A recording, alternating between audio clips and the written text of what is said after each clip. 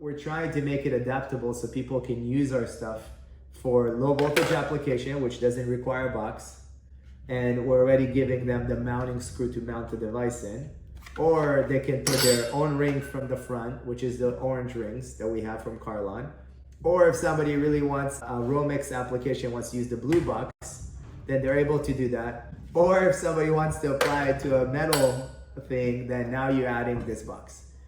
Standard 4S box that's available at any supply house. So more and more of the direction we're going with our product, we want to be as flexible as possible, and we want to be adapted to as many applications as possible, trying to make it easy for people to do business with us.